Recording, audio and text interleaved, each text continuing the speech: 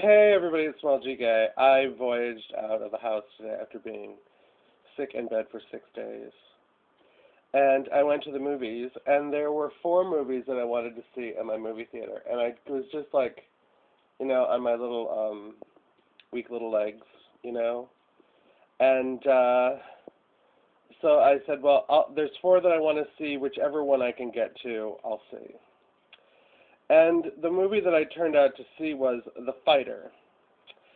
And this is a SmallgGay review of The Fighter, obviously. And it was the least one that I wanted to see of the movies at my Mallplex.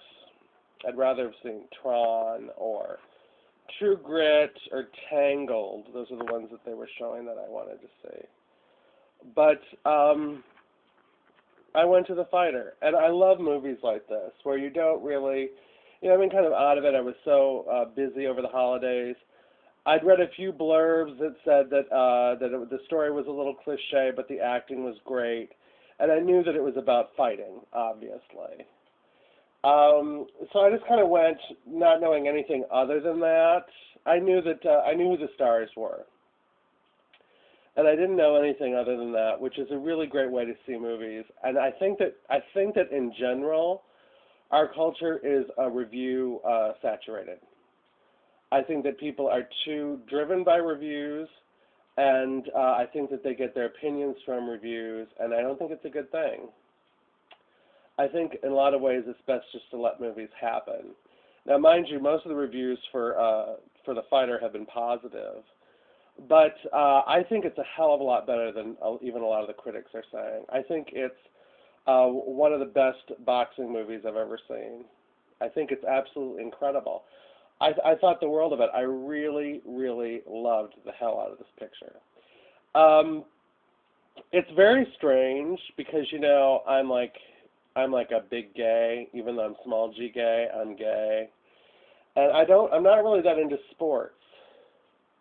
I tried being into gay sports, but I don't like that either. That's so fake. But I have to tell you, I really like sports movies. Last year, one of my favorite movies was The Blind Side with Sandra Bullock. I thought it was fantastic. That was about football. And this one is about boxing. I'm a sucker for boxing movies. I love Million Dollar Baby. I love boxing movies, the Rocky movies, Raging Bull. All that stuff is fantastic. So right away, I get into it, right away. But the fascinating thing about The Fighter is that it's almost like the sports aspect, the fighting aspect, is besides the point, because the story could be told in any area of endeavor. They could have been child stars and it would have been the same story. I'm not going to tell you too much about it because I think you should see it on your own, except to say the basics, which is Christian Bale is a fighter whose glory days are long gone, and he was a big pond and a big fish in a small pond of Lowell. That's where they live, and his younger brother is the one who's up and coming, and that's Marky Mark, who's now called Mark Wahlberg, but who will always be Marky Mark in my heart. Now here's the twist: the older brother, Christian Bale, is a crackhead. And Christian Bale, I'm going to have to get into this a little bit later after I give you a brief synopsis. Christian Bale is like a Bowery boy on crack. More on that a little bit later. But the younger brother has the real possibility to grow and become a real star boxer. A champion, heavyweight champ. No, he's not heavyweight, but he's a champion. And he has a chance to become that. But there is this toxic family dysfunction that is mixed in with drug abuse and alcohol abuse.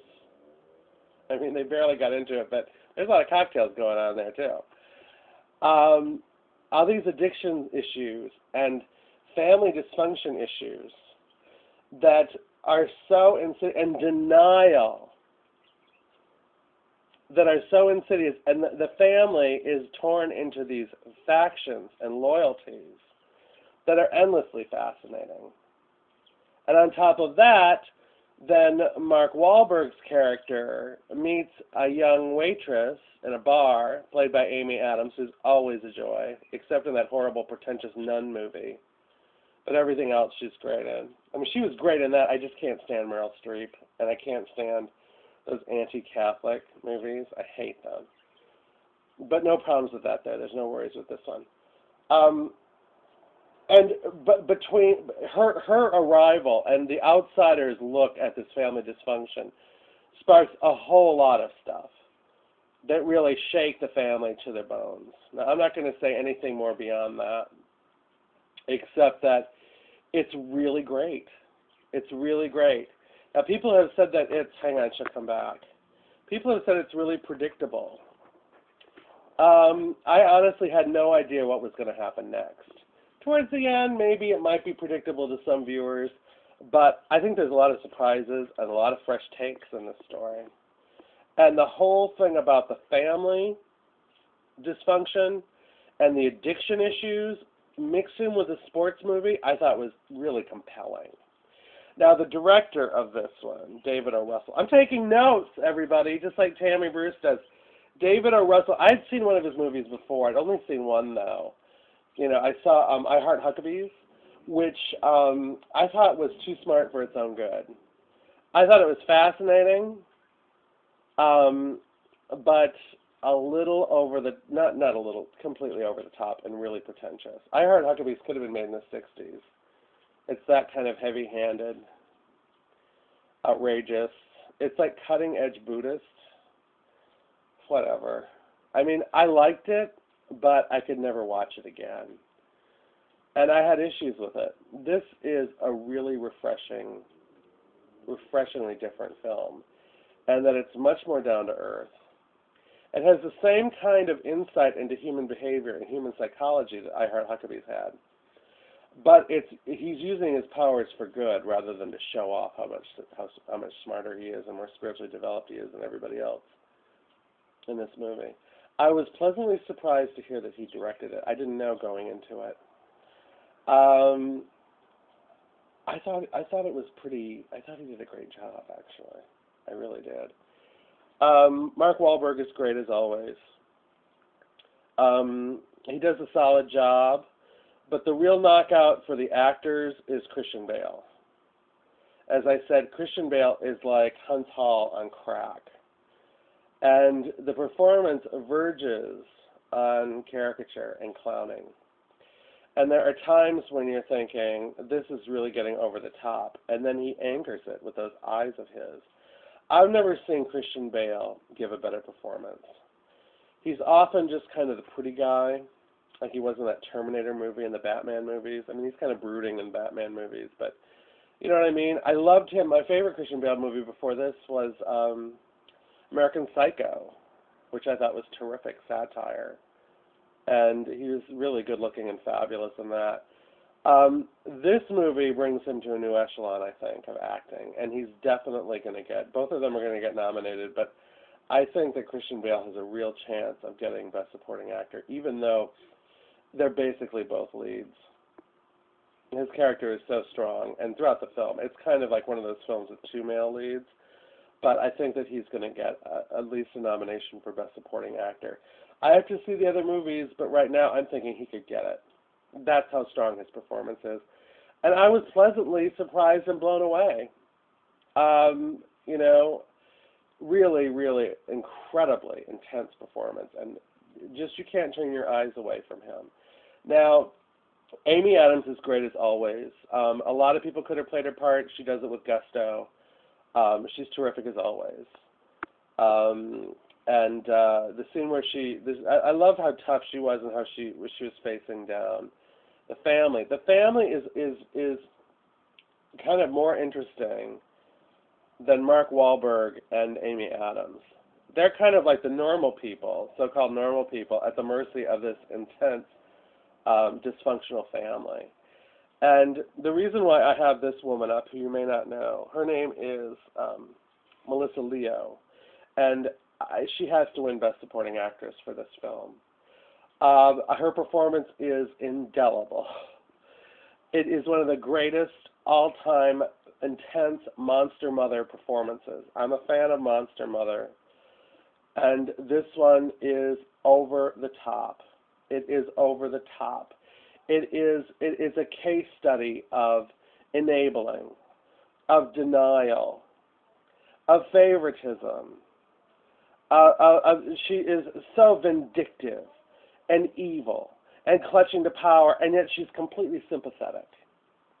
She's completely sympathetic at the same time. And she has this her ladies in waiting, 5 obese, hideously coiffed, loudmouth queens girls, her daughters, who are like her maidens, her handmaidens, who just sit around the house. She'll be back. Who just sit around the house and cheer mom on. Cheer mom on. Oh, it is an incredible role, and she makes it amazing. I think it's one of the great legendary supporting actress turns. I think it's going to be that great. I think it's one of the best supporting actress turns I've seen since like the 80s, since the days of Angelica Houston and the Grifters. I mean, it is amazing. She is amazing. High praise indeed from SmallgGay. So, bottom line, see it. It's great. I think it'll get nominated for the Oscar. I don't think it's going to win for Best Picture, but it's really, really a great movie. I enjoyed the hell out of it. And Melissa Leo, my God, I'm going to be all over her now. She's amazing, you guys. Check it out. Talk to you soon.